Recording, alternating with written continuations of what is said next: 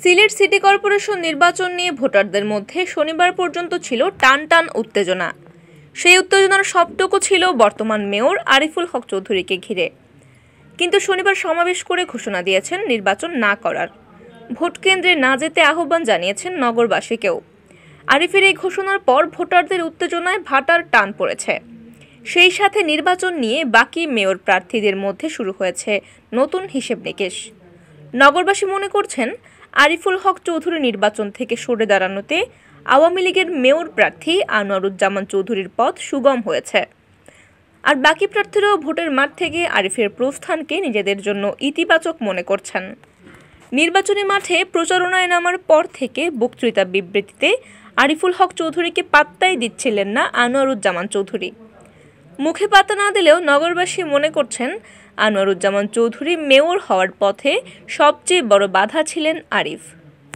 দুই চৌধুরী প্রার্থী হলে নির্বাচন হবে জমজমাট, এমন আভাসও মিলছিল সাধারণ ভোটারদের কাছ থেকে। কিন্তু গত শনিবার রেজিস্ট্রারি মাঠে জনসভা করে নির্বাচনের পরিবেশ না থাকা এবং ইভিএমে ভোট কারচুপির শঙ্কা প্রকাশ করে সরে দাঁড়ান আরিফ। আরিফুল হক চৌধুরীর এই ঘোষণার পর পট পরিবর্তন হতে থাকে সিসিক নির্বাচনের।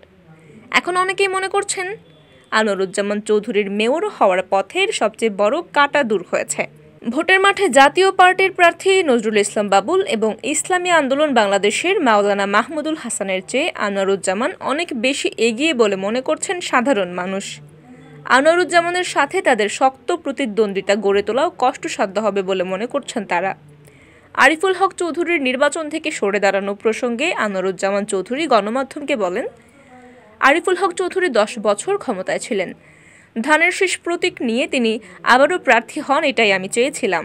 তাকে নির্বাচনে প্রার্থী হওয়ার আহ্বানও আমি জানিয়েছি। কিন্তু ভোটে গণমানুষের রায় তার পক্ষে যাবে না, এটা নিশ্চিত হয়েই মাঠ ছেড়ে পালিয়েছেন। কারণ মানুষ বুঝে গেছে তিনি গত 10 বছর উন্নয়নের নামে সরকারের দেওয়া হাজার কোটি টাকা নষ্ট করেছেন। এদিকে আনোয়ারুজ্জামান চৌধুরীর সমর্থনে নগরীতে জোরেশোরে প্রচারণা চালিয়ে যাচ্ছেন আওয়ামী লীগ ও অঙ্গ সংগঠনের নেতাকর্মীরা।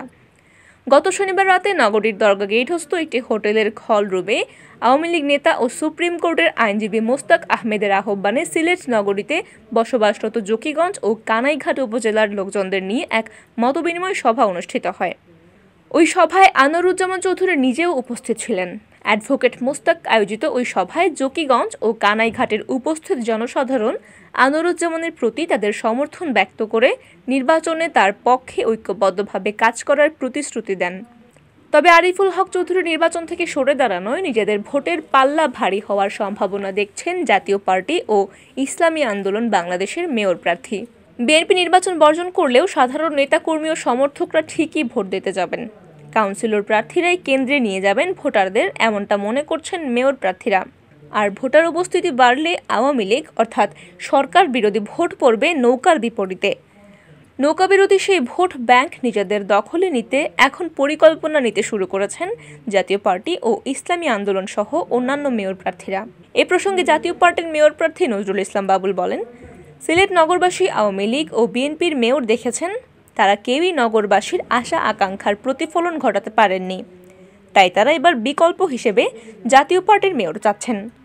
আরিফুল হক চৌধুরী নির্বাচন থেকে সরে দাঁড়ানোর কারণে তার সমর্থকদের ভোট জাতীয় পার্টির প্রতীক লাঙ্গলেই পড়বে।